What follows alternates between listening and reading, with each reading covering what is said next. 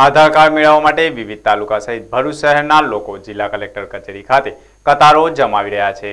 ભરૂચ નગરપાલિકાની જ સેવા સેતુ કાર્યક્રમો વ્યવહારિયાત સાબિત થઈ રહ્યા છે। ભરૂચ જિલ્લા કલેક્ટર કચેરી ખાતે આધાર કાર્ડ મેળવવા માટે અરજદારો મજૂરી કામ છોડીને પણ સવારથી જ કતારોમાં ઊભા રહેતા હોય છે, છતાં પણ વીજળી ડૂલ થતા લોકોને આધાર કાર્ડ મેળવવા માટે ભારે પરેશાનીનો સામનો કરવો પડી રહ્યો છે। એટલું જ નહીં, આગામી દિવસોમાં તાલુકા વાઇઝ સુવિધા કરવાની બાહેધરી પણ અધિકારીઓએ આપી હતી।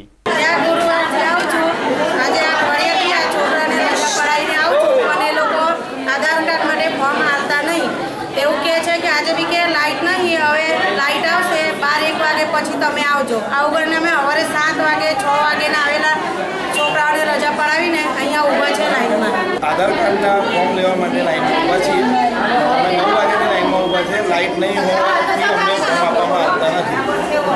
क्या मेरे दोनों बच्चे स्कूल गए हैं, उनको तो घर में खाना बनाना है, सब करना है, घर में जाके कपड़ा झाड़ घर की सफाई सब करना होता है।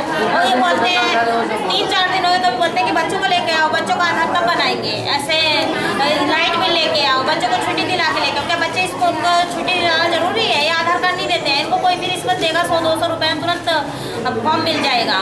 3-4 दिन से परेशान करके रखा हुआ है इन लोगों ने। 5-5 दादा અમે ધક્કા ખાઈએ છીએ। એવું લોકો કે 70 ફોર્મ વેચે છે, કોઈ બી 70 નથી, 10-15 વેચીને વેસા જાય, પછી રાત કહીને પાછા તે લોકો રિશ્વત લઈને બધાને ફોર્મ આપે છે। અહીં પબ્લિક જગ માં છે, 7 વાગ્યાના આવીને અમે ઉભે રહે છે, રોજ 5 દાડા તમે પાછળ જઈએ જ। એ લોકો એવું કહે રિશ્વત ખાવાના તમે 100 રૂપિયા ફોર્મ પર મૂકી દો તો બધી પબ્લિક 100 રૂપિયા ફોર્મ પણ આપશે તમને પૈસા જોતો હોય તો।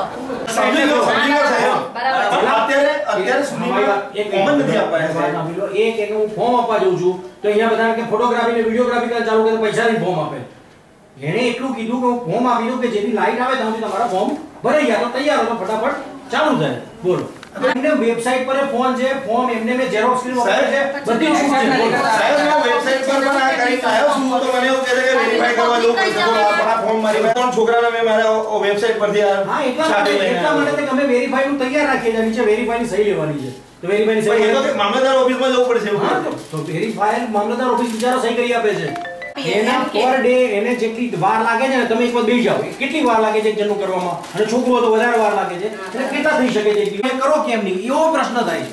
અહીંયા બધા જાત જાતના લોકો પ્રશ્નો કરે છે, ઝઘડો કરે છે, એટલે ભાઈ નક્કી કર્યું ભાઈ જેટલી કેપેસિટી હોય એટલા જ અત્યારે આપવા ફોર્મ લઈ જાઓ, લઈ ભરવાનો વાંધો નથી, પણ અહીંયા રાહ જોઈને ના ઉભા રહેતા કે જેથી મશીનમાં હાથના 6 કે 7 વાગ્યા સુધી ચલાવે તો પહોંચી ના આવડે બી લોકો ઝઘડો ના કરે।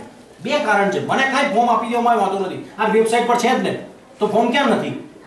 પછી લોકો જે અહીંયા ઝઘડા કરે છે ને જે જો સ્કૂલે કીટો આપી દીધી છે સ્કૂલે ફેરવવા માટે, આંગણવાડીને ટેબ્લેટ લઈને આંગણવાડીમાં કરે છે, 40 ટેબ્લેટો ભરૂચ જિલ્લામાં કરે છે।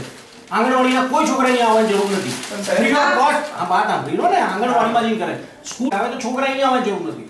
તો સાહેબ આ તો ખાલી એવા લોકો છે જે લોકો મોટા છે કે જેની સબસિડીના પ્રશ્નો છે। ગયા વર્ષે સ્કૂલોની અંદર જે આધાર કાર્ડ કરી ગયા હતા એ કોઈના કાર્ડ જ નથી આવ્યા સાહેબ, પણ એ તમે ફરીથી કરાવશો ને તો પછી ડુપ્લિકેટ આવશે સાહેબ। પણ એટલે તમને કહું છું તમે એમાં નીચે એટલું લખેલું છે કે તમે મંગળ અત્યારે રશ એટલો બધો છે કે અમે સર કલેક્ટર કચેરીમાં આધાર કાર્ડ અંગે લોકોને મુશ્કેલી પડી રહી હતી કે આપણી સમક્ષ પ્રશ્ન આવ્યો હતો કઈ રીતનું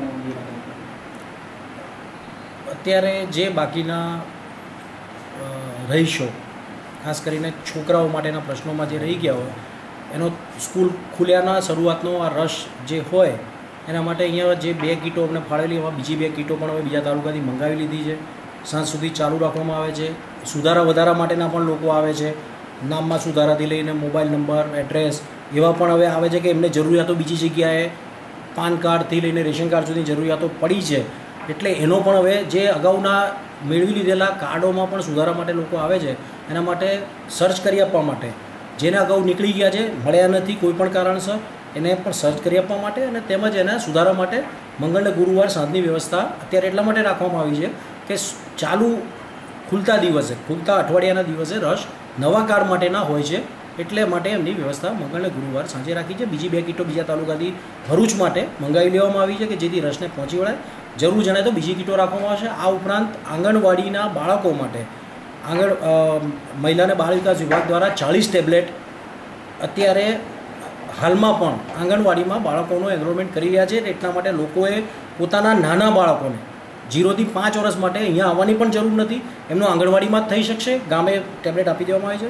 એ જ રીતે શિક્ષણાધિકારી અને પ્રાથમિક શિક્ષણાધિકારીને પણ બીજી 13 થી 18 કીટો આપવામાં આવેલી છે કે જેથી શાળામાં જ્યાં બાકી હોય એમની જોડે જે માહિતી હોય મેળવી અને ત્યાં એ સ્કૂલે મોકલી ફોર્મ ભરાઈને પણ કરી શકે। એના માટે ફોર્મની વિગતો, એની કીટ, એના ઓપરેટર્સ અને એમના વિભાગ દ્વારા આ કામગીરી ચાલુ કરવામાં સ્કૂલ માટે બાળકો માટે પણ કરી દેવામાં આવે।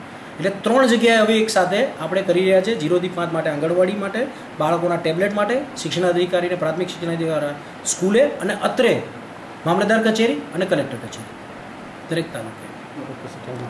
8 વાગ્યાથી લાઈનમાં ઊભા છીએ આ આધાર કાર્ડ માટે।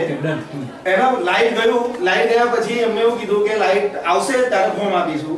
અત્યારે એ એવું કહે છે કે તમે જેને કમ્પ્લેન કર્યું હોય એને કહો અમે હમણાં તમને કોઈને ફોર્મ આપ્યા નહીં। તમારા ફોર્મ આપવા નીકળ્યા તો લોકોએ એવી રજૂઆત કરી તમને પૈસા લઈને ફોર્મ આપે છે માટે કેમ એની વિડીયોગ્રાફી લોકો કકડાટ કરવાનું ચાલુ કરે? તમને ફોર્મ આપવાનું ચાલુ કરેલા? ના, ફોર્મ આપ્યા નથી સાહેબ। મને નીચેથી હમણાં જ આયા ઉપર